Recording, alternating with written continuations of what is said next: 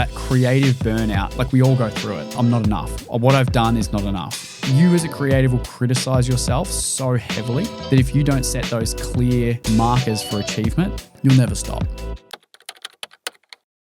It's crazy how fast ideas move these days. I know recently I've been having a whole bunch of conversations, and it's wild how quickly, things like ideas can move from a quick phone call to, hey, we need to be booking this project in. And like, I know in the past, being a bit of a yes man, and a people pleaser, I know that I probably cut some corners in the past in my early days of, being hungry for work and just really saying, sure, let's book that in. Let's just get it done without clearly articulating or asking the right questions from the person in front of me that wants to pay me to do this thing. And going like, hey, have I actually understood what it is you're after? And then being able to articulate that back to them and then go like, yeah, you've hit the nail on the head. I think that's so important this day and age of like getting super clear on what it is you're creating for someone, because, the tools to be able to articulate things now are all there. So it's not like, people have banded together and like raised the stakes on how pitch decks or, creative specs or whatever it is that you do to be able to, showcase your storyboard, your scripts and all these different things. But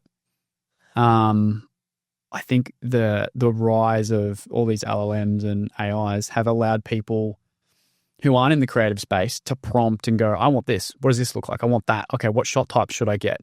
So it's so accessible to them now that it's almost becoming a bit of a benchmark for creatives.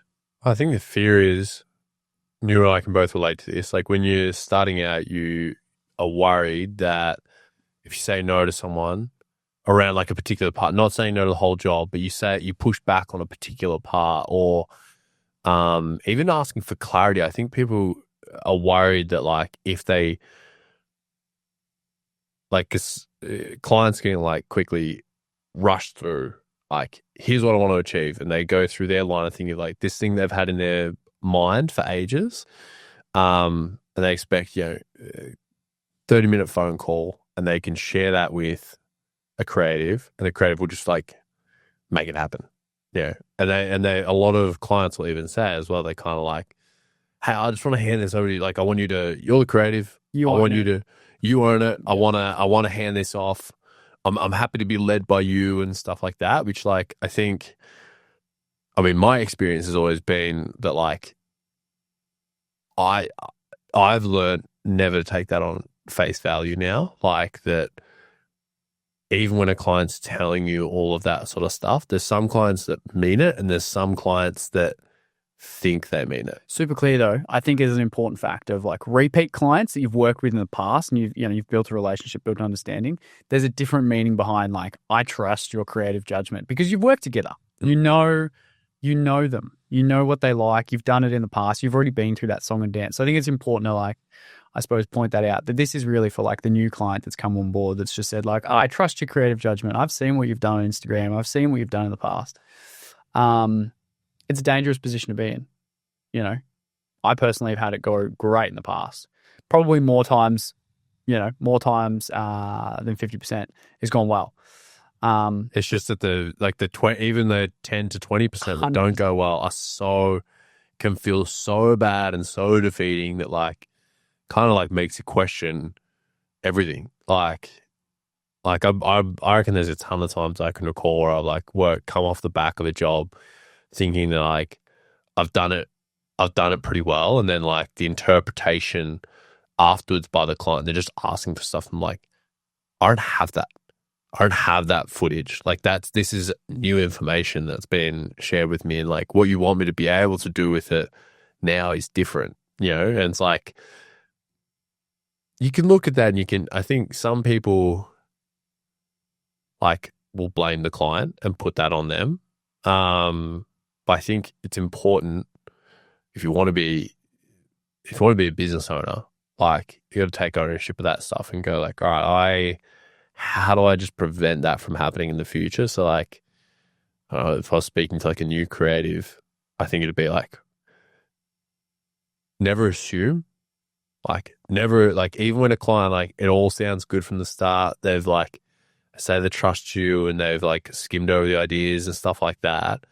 Just really, really make sure they've looked over everything and like even on the day, go through all the ideas and talk through it a little bit more before just going into it. Cause like, it's not going to hurt to do that. Like no one's going to be annoyed by you trying to come in and be like more prepared and do it properly. And I think if there was someone like that, it's like, that's probably that just screams red flags start, I reckon. It's an interesting thing of you need to be like, obviously in the creative industry, you need to be able to move fast, and especially with ideas, but you also need to make sure you're collecting the right information. So there is that balance. There's that song and dance of how can you ask just the right amount of questions where you feel like you're not repeating yourself and just dragging a conversation out because you, in their interpretation, you're not getting it. You're not understanding the idea, but it's you making sure you're verifying. So asking the right questions, the right amount of questions. But the biggest things, like I know I've learned over the years, and we're in a better spot now. By no means are we perfect, but we're on a lot better track now. So like one of the things we really get clear on is like, when are we filming? Obviously, that's an easy one. Time, date, location.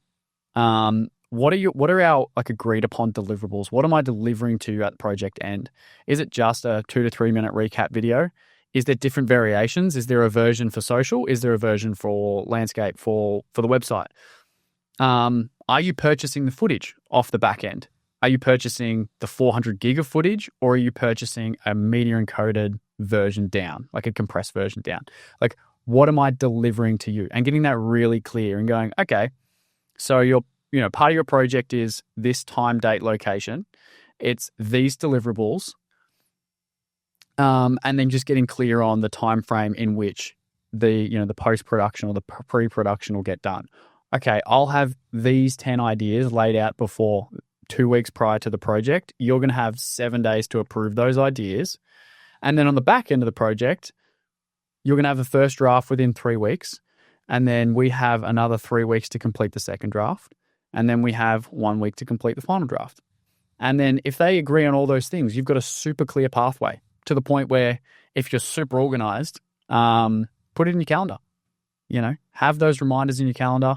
Send a contract out that basically says that. It doesn't need to be anything perfect, and it's super clear. It just takes all the ambiguity out of the creative process, which I know catches so many creatives. Whether you're a business owner or whether you're like an entrepreneur inside someone else's business, like use this as a tool to get clear with the stakeholders of this project, whether that's your manager, whether that's the marketing manager, whether that's just, you're a creative that's walked into a restaurant and said, pay me base salary, I'm going to do this.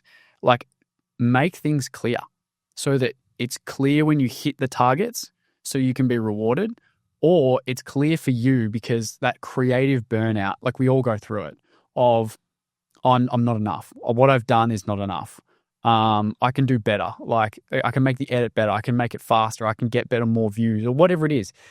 Like you as a creative will criticize yourself so heavily that if you don't set those clear markers for achievement, you'll never stop. Yeah. I think we've seen plenty of instances as well, like around that ambiguity thing. And it does, I suppose, like sometimes there could be a bit of like he said, she said after the fact and stuff like that as well. And like, I think because a lot of stuff happens over in-person meetings or phone calls or a virtual meeting or whatever, I think the best thing that you can do is summarize everything that's been said in that meeting into an email and have a thread of communication that you can both refer back to. And that's and again, 70% of the time you won't need it. But the times you do need it, it'll cost you so much more in time back trying to fix up a job than it would have if you had that as a process that you always send over, a reiterating of the information back to the client. Even like it just provides a way as well to clients to add extra information a last chance before the shoot to go, cool, can we just make sure we add in this in, or we add in, actually, I want this rather than this. You know what I mean? And I think there's never been a time I've done that and regretted it. So like the actionable thing you can take away and do here, right?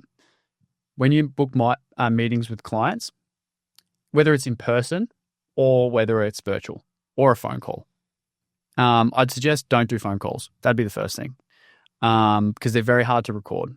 So the first thing is don't do phone calls. If you're going to do calls, make them Google Meet. Go use and download Fathom. It's free to use. You can use it with Google Meet or Zoom or Microsoft Teams. Basically, it just joins the call as another person, records it visually, and records the audio. So whether you're having an in-person meeting, you can just open your computer or open your phone and start the Google Meet, Zoom, Teams, whatever it is, invite Fathom, and it'll sit there and it'll record the conversation. Super simple, whether you're doing that virtually or in person. And then after it, what Job's saying here is Fathom will give you a transcript. It'll give you an AI summary. I like to personally take the raw transcript, put it through GPT, Gemini, whatever it is, and say, hey, I want you to act as a professional project manager. I want you to provide me a summary that I can hand over to the client to recap everything we spoke about this project and clearly map out the timeline, the deliverables, and the scope of the service and project. Most of the time it comes back like 70%, a little bit of tinkering. You send that through to the client, super clear. Like it doesn't have to be difficult. It's this small thing of do your calls either in Google Meet or record them in person. Obviously get consent of people doing that when you're recording meetings. And then use a tooling like Fathom to take away most of the heavy lifting. And you'll save yourself a world of pain. Like even on the fact of what Job's talking about here around down the line problems, issues that, you know, comes up in the creative process around disputes. But like personally for me, sometimes I can be on a call and I can get a lot of the information out, but it's not landing in my head. Like I'm great when I'm there in the moment, but then I leave the phone call and I walk and have a coffee or I do something and I've like a goldfish. I've forgotten what I've spoken about. But to have that transcript to go back on creatively and interact with it and be like, what did we cover there? Oh, let's expand on that idea. It just opens up your possibilities for creativity. Huge. I think it's good best practice as well because it looks good when people do that. Like, well, we had a meeting with an accountant not that long ago, and like an hour after the meeting, the accountant had sent through like a full breakdown of the meeting. Like awesome. Like this has everything that everything we covered, all the information, just like, I think it just goes to show like it's like active listening in the conversation. It's like just showing that you're actually listening to the person, how you've interpreted that. The worst case scenario that happens is like you didn't interpret it correctly. And like, I'd rather that happen and be corrected before I go and do the shoot than go through the shoot and come back out of there and I was wrong. I didn't interpret it correctly. So, yeah, I think it's a great piece of advice, really. And you had a good quote a while ago. I think you got it off some consultant or something here in Geelong. But like, what's it? Something about admin and creativity. The creative business is the creative process is 90% admin. And I was like, nah, you're wrong. And I sat down with him. Very, very established. He's in the consultancy space now. He used to have a creative business. He used to have a creative business. This guy, I won't know his name, but like this guy is incredible. Like he's in Geelong. He's a mover and a shaker, and he's doing some really, really cool stuff. But he back like 30 years ago, or 20, 25 years ago, he was doing video newsletters way back, and they would have a week turnaround.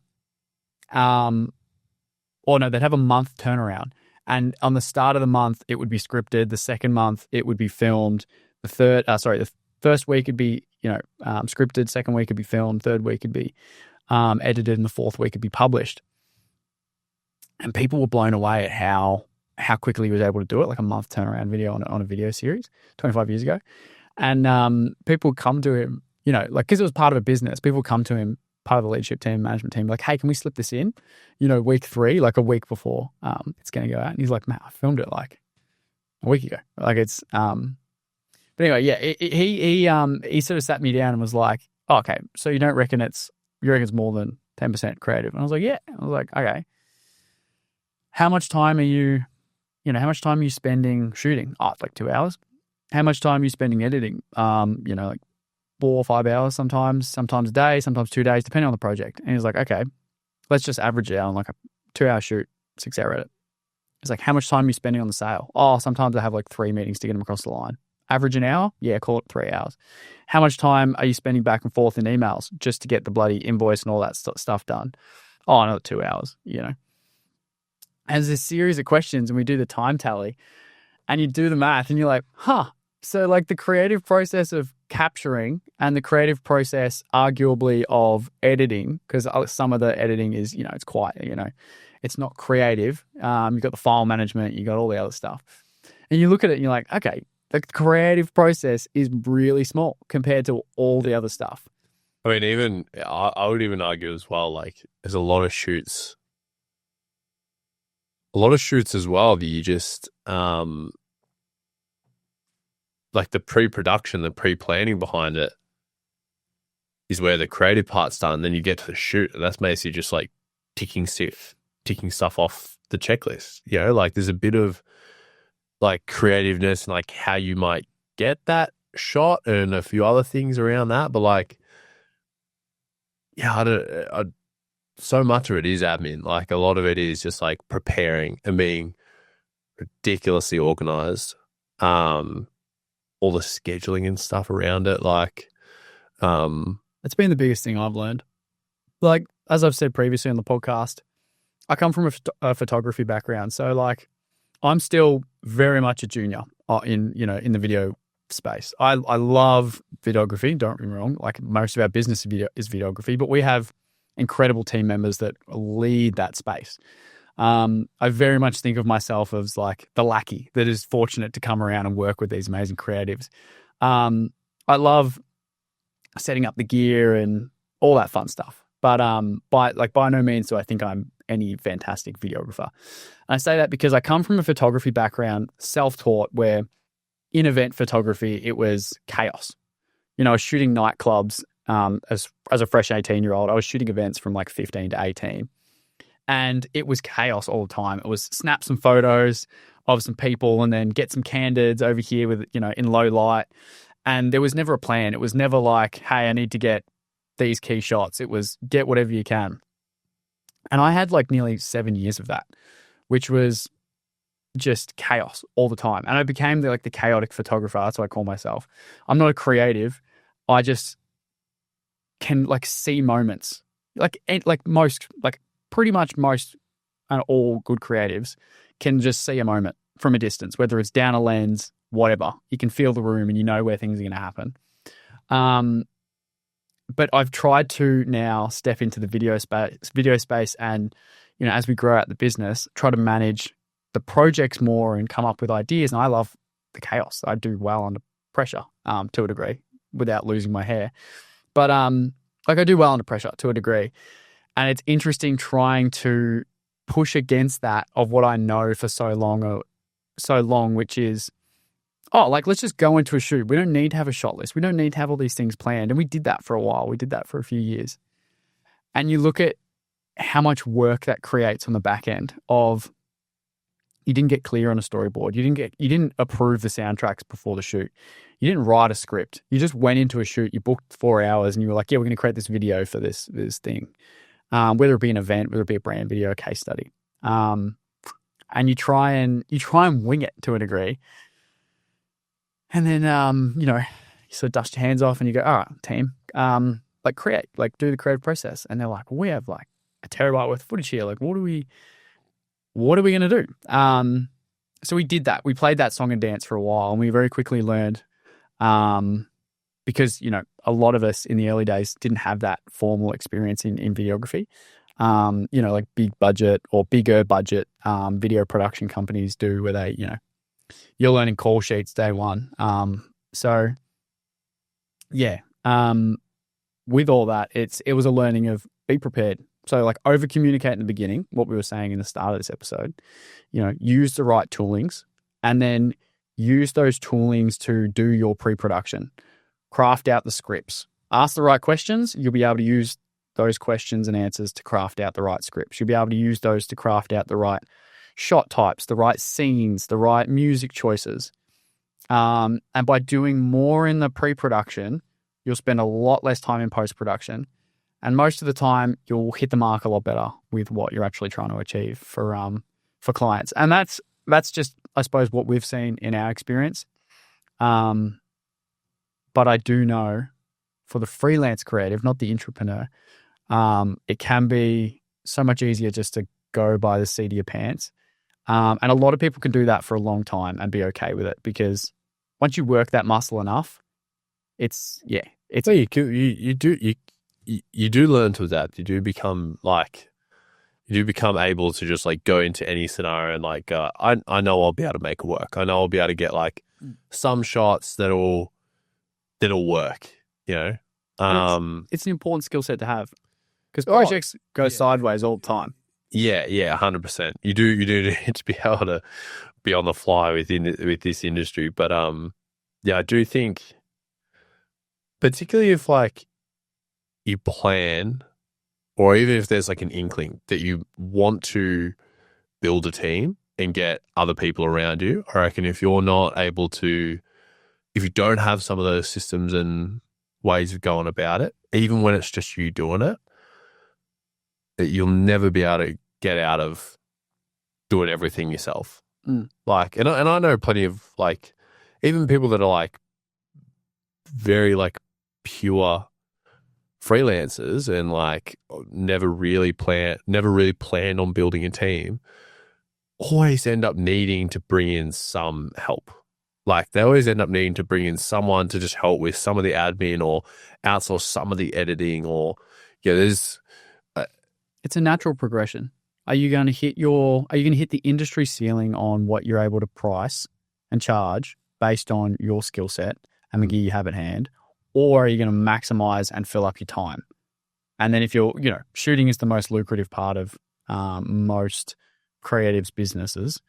So it's a natural progression. You're going to charge more, or you're going to do more shoots. And then if you do more shoots, you should charge more and do less shoots. You'll make the same amount of money.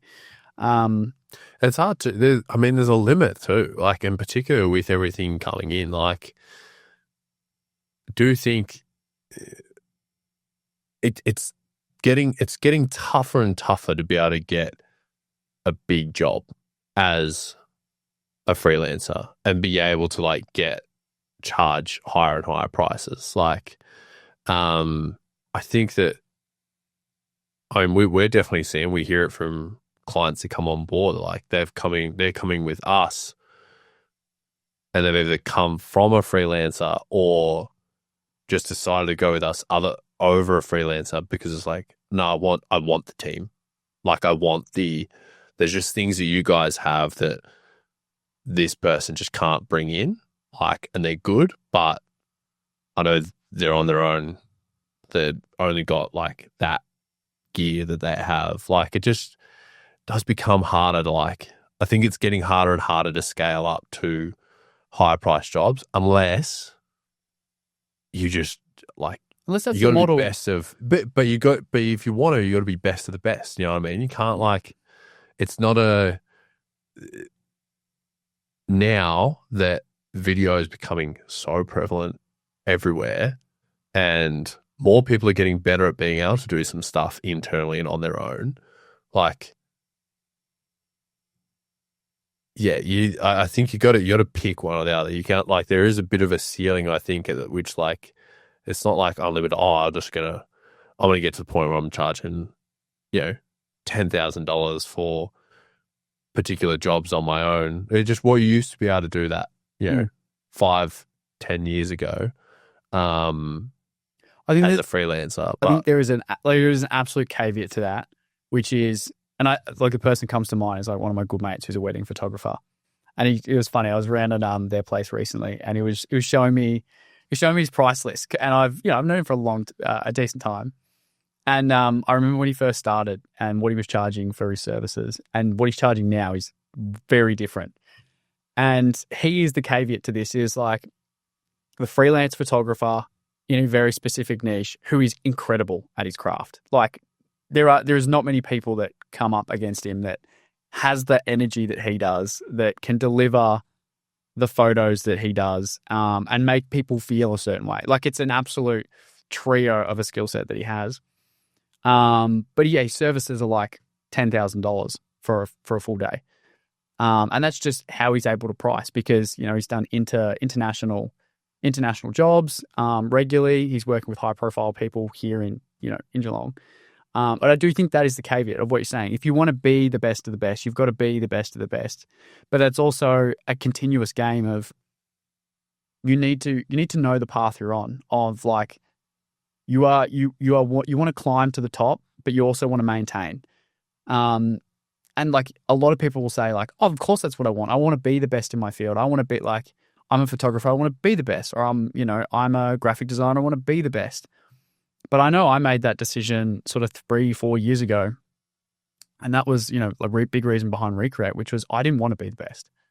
I looked at my skill sets where I was as a photographer and I was like, where do I have to get to? And there's a really good photographer here in Geelong that I sort of like look to as like, wow, like that is, you are the pinnacle, at least in my eyes, which is Peter Foster. Like I think his work's incredible. And I was like, I need to get to Peter's level if I want to stay and exist. And I just thought, I don't want to push myself to that level. I don't want to be that, not to discredit Peter because he's absolutely phenomenal. But I don't think that's what I want my journey to look like.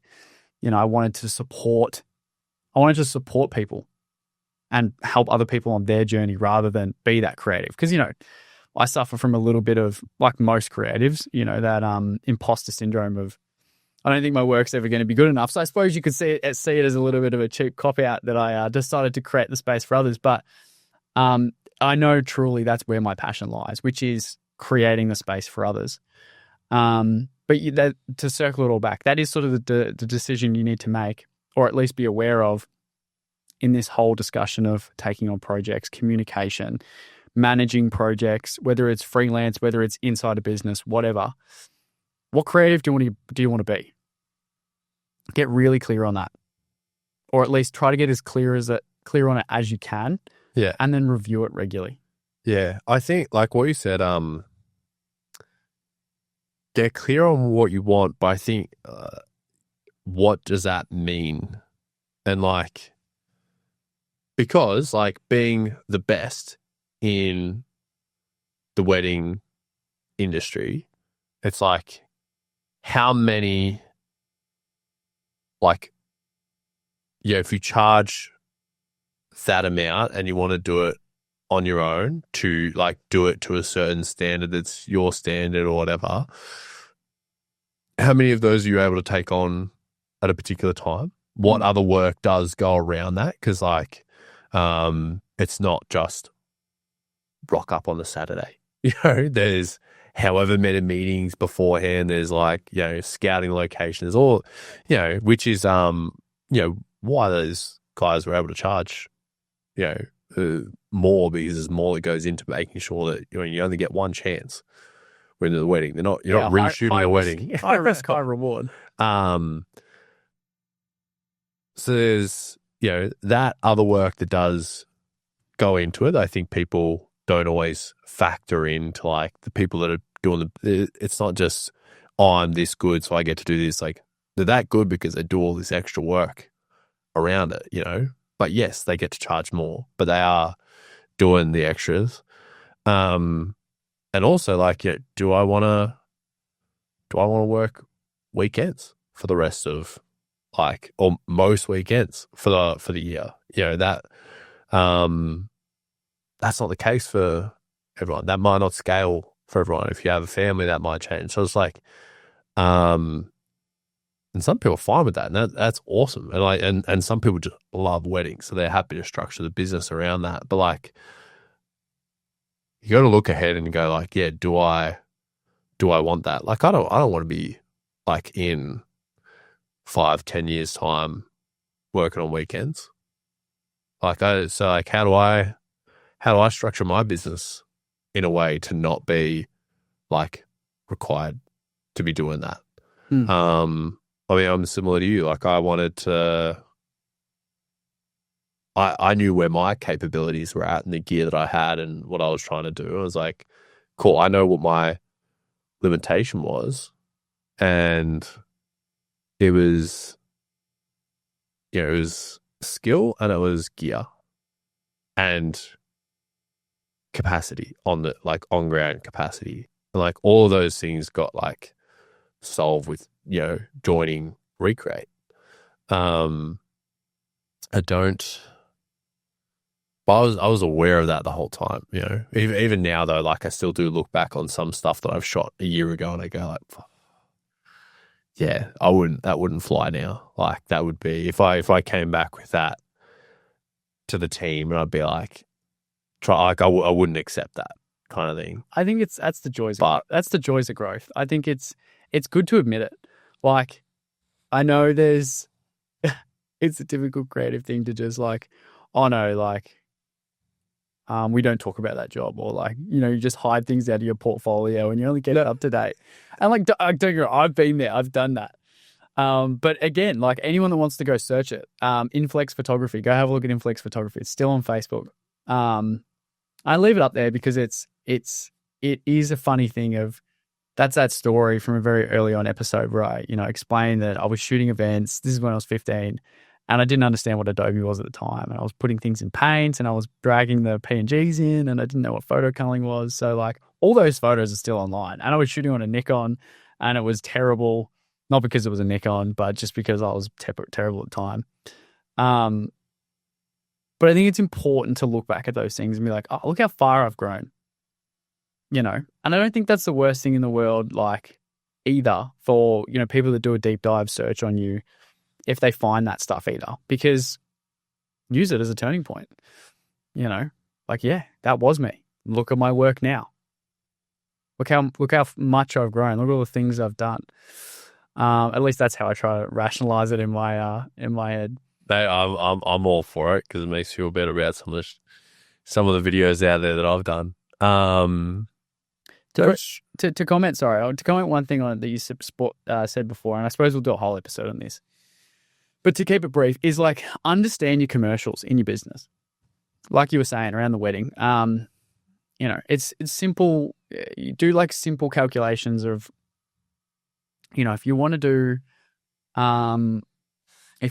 weddings for $10,000 a pop, and you want to make $100,000 a year, obviously you got to do 10 of them. And you want to go, okay, like how many hours goes into one wedding? I've got 2 hours of pre-meetings. I've got 8 hours on the day, and then I've got another 8 hours of editing. So you got like 16 hours in total, I'm pretty sure. So it's just like, do the math, 10,000 divided by 16, and you can pretty much work out what your, you know, hourly rate is on the project, and you can start to deduct other things. You know, have I got fuel part of this? Have I got subscriptions that I have to have for the entire year? I only do 10 projects. Divide that by 10, add it to your project. And you start to realize, oh, even me as a freelancer, I have a profit and loss per project. And you go, sure, I charge 10 grand a wedding, but I actually only make, you know, 2 grand profit after I cater in my time at, you know, $50 an hour or whatever. I think it's important to know because, like we were saying early on, whether or not you want to outsource things in the future, or whether you want to bring on that, bring on that office person to do emails, or that virtual assistant, or whatever it is, you've got to know what your margin is. You got to value your time at something. And it's simple things to do. I've no doubt we're going to do a whole deep dive. I was going to say just on that, we definitely do a lot of a follow up on around that, because I remember when we started, when I joined Recreate and we started looking at like quoting things up and doing things how you were doing it. There's a lot of stuff I was looking at like, yeah, I never factored that in. Like I never, you know, like probably a lot of stuff was around like the meetings and admin side of things that are like in every single client relationship, but like are very easy to overlook. And I was doing a lot of quoting that was really just based off of like per hour on the day, filming on the day, a cost per video for editing, which was fairly standard unless it was like, a fair bit longer kind of thing, but wasn't a whole lot more around like the time into editing around that. And a bit for posting content. And even that, I didn't really like properly track the time that goes into that and everything to like really do that. Like I'm sure there was a solid, I'm sure like 2 years ago, if I looked at it like realistically on like a client's thing, I probably would have been making like $25-$30 an hour. You know what I mean? Like and I think there's a lot of people in that boat that like we were. You look at an amount. Yeah, like that's why we started the calculator, where we call it the quote calculator, and I love it. It's the best thing I've ever designed. But like it's good because it just makes you think. You look at something, you're like, what actually goes into this, and really, there's a lot of miscellaneous things that you do forget about that need to be factored in.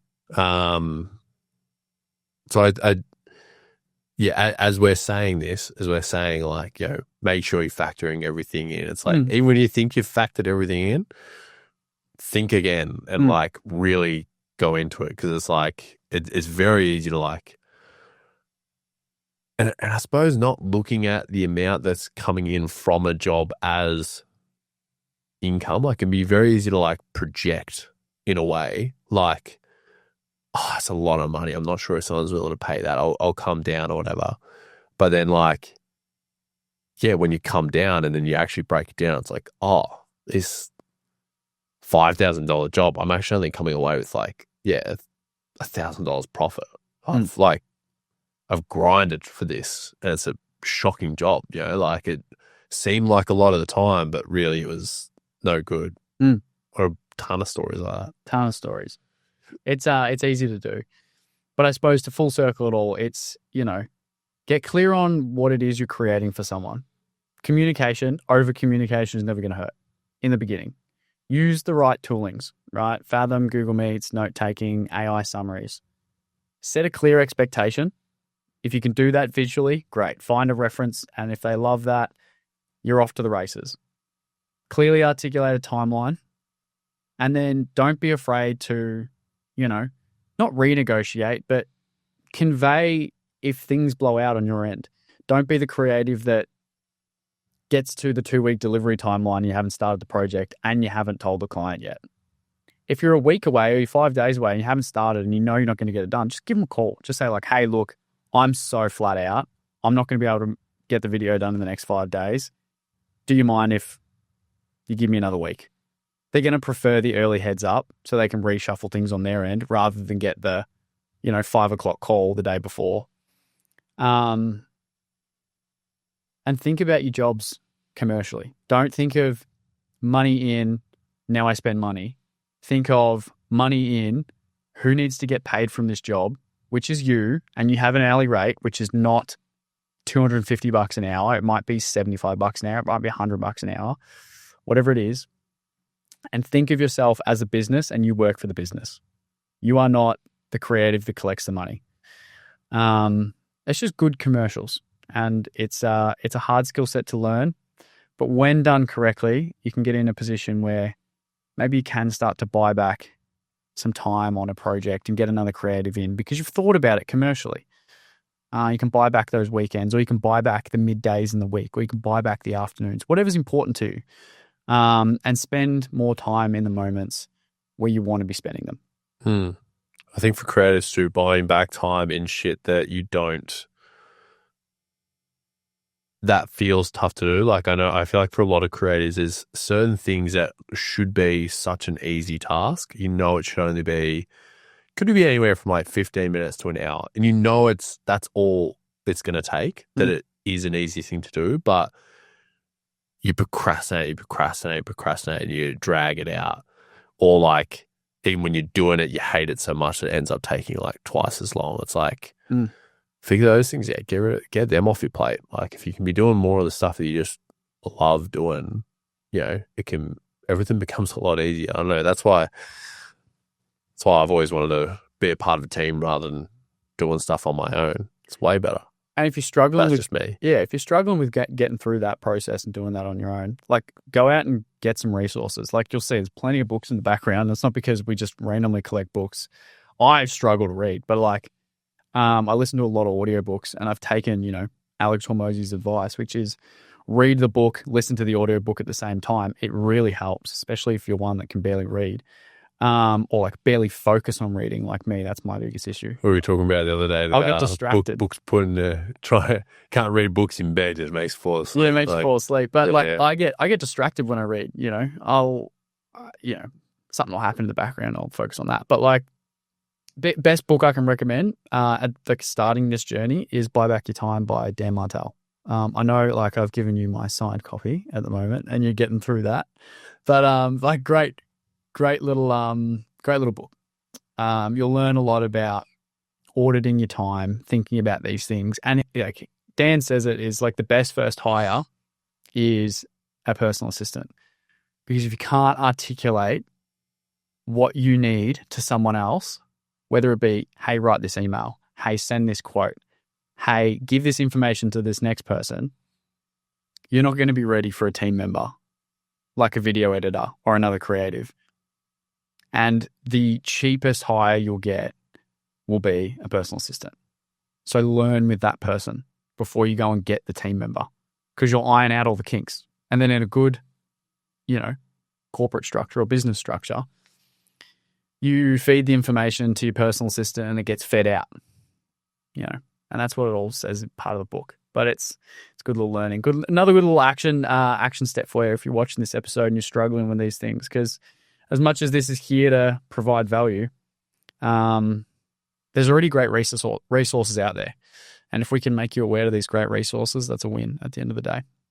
100%. Well, I think we'll wrap it up there. But if you're watching, tune in. We want this to be the #1 podcast in Australia for creatives, helping you guys build your creative businesses so you don't have to make the same mistakes we did.